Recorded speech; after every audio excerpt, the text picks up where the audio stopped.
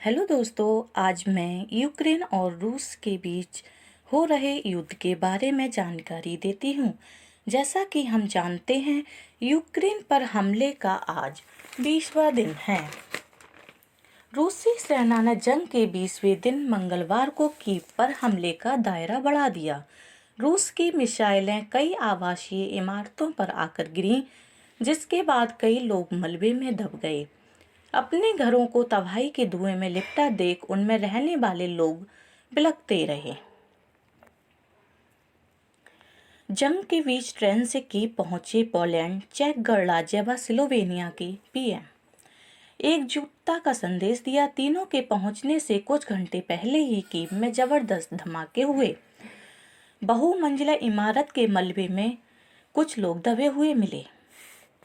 रूसी हमले के खिलाफ यूक्रेन के साथ यूरोपीय संघ की तरफ से एकजुटता प्रदर्शित करने वाले पोलैंड, चेक गणराज्य और स्लोवेनिया के प्रधानमंत्री मंगलवार को ट्रेन से कीव पहुंचे।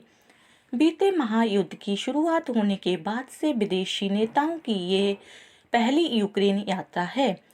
तीनों नेताओं के यूक्रेन पहुंचने से कुछ घंटे पहले ही कीव में अल सुबह 2 जबरदस्त धमाके हुए, जिनसे पूरी राजधानी दहल गई। आपातकालीन सेवाओं के मुताबिक धमाकों की वजह से एक बहुमंजिला इमारत के मलबे में दबने से 2 लोगों की मौत हो गई। मोराविकी के प्रमुख सहयोगी मिखाइल याकुर्चिक ने बताया कि तीनों नेताओं के साथ प्रतिनिधिमंडल ने सुबह 8 बजे के बाद पोलैंड यूक्रेन की सीमा से यूक्रेन में प्रवेश किया। इसके अलावा उन्होंने बताया कि इस दौरे के विचार पर पिछले सप्ताह फ्रांस के वर्साय में यूरोपीय संघ के नेताओं के शिखर सम्मेलन में सहमति बनी थी। चेक प्रधानमंत्री पेट्र फियाला ने कहा, यात्रा का मकसद यूक्रेन की संप्रभुता और स्वतंत्रता के लिए पूरे यूरोपीय संघ के स्पष्ट समर्थन की पुष्टि करना है। वहीं स्लोवेनियाई प्रधानमंत्री जेनिस जॉनसन ने कहा, इस यात्रा के जरिए यूक्रेन और यूक्रेनियन लोगों के साथ पूरे यूरोप का व्यापक समर्थन व्यक्त किया गया है। चेक गणराज्य और पोलैंड रूस के साथ युद्ध के शुरुआत के समय से ही यूक्रेन का पुरजोर समर्थन कर रहे हैं। इस बुरे दौर में हम यूक्रेन के नागरिकों के साथ हैं। मोराविकी बोले, सबका कर्तव्य है वहां मौजूद रहें जहां इतिहास गढ़ा जा रहा है। रूस की तरफ से यूक्रेन के खिलाफ किए गए आपराधिक हमले की शुरुआत के 20 दिन हो चुके हैं। ये वक्त पूरी दुनिया के लिए बेहद अहम है। इस दौर में सबका कर्तव्य है कि वहां मौजूद रहें जहां इतिहास गढ़ा जा रहा है। ये सिर्फ हमारे बारे में नहीं है, बल्कि हमारे बच्चों के भविष्य के बारे में है, जिन्हें अत्याचार से मुक्त दुनिया में रहने का हक है। ये पोलिश प्रधानमंत्री हैं, जिन्होंने यूक्रेन पहुंचकर फेसबुक पर अपना बयान दिया। ईयू ने रूस के खिलाफ चौथी बार लगाए प्रतिबंध। यूरोपीय संघ ने रूस पर चौथी बार प्रतिबंध लगाने की घोषणा की। ईयू की अध्यक्षता रहे फ्रांस ने कहा कि 27 देशों की सदस्यता वाले ईयू ने हमारे वैश्विक साझेदारों के साथ विचार विमर्श करके यूक्रेन के खिलाफ हमले में शामिल लोगों एवं प्रतिष्ठानों तथा रूसी अर्थव्यवस्था के कई क्षेत्रों को निशाना बनाने वाले चौथे पैकेज को मंजूरी दे दी है।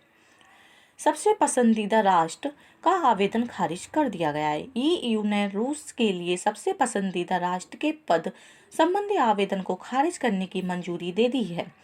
इससे कंपनियों को तवज्जो नहीं मिलेगी।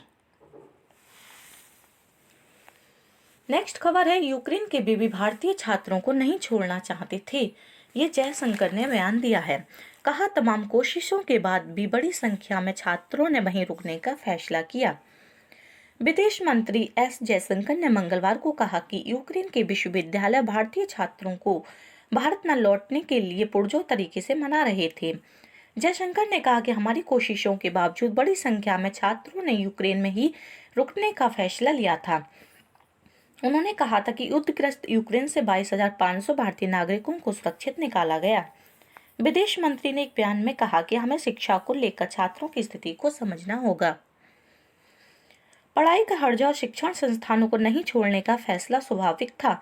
उन्होंने कहा कि कुछ यूनिवर्सिटी ने तो छात्रों का भरपूर हतोत्साहित किया और वे ऑनलाइन क्लास लेने की भी इच्छुक नहीं थी।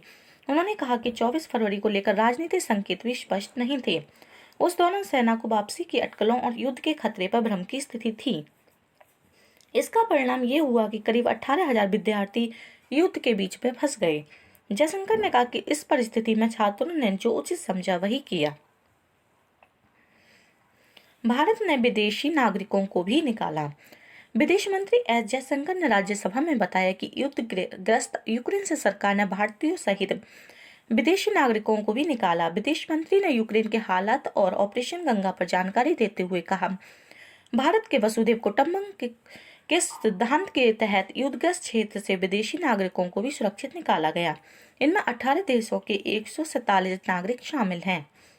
कई यूक्रेनियों को भी भारत लाया गया। उन्होंने कहा कि रूस द्वारा 24 फरवरी को यूक्रेन पर हमले के बाद भारत सरकार ने वहां फंसे भारतीयों को लाने के लिए ऑपरेशन गंगा अभियान चलाया था। आज के लिए इतने ही।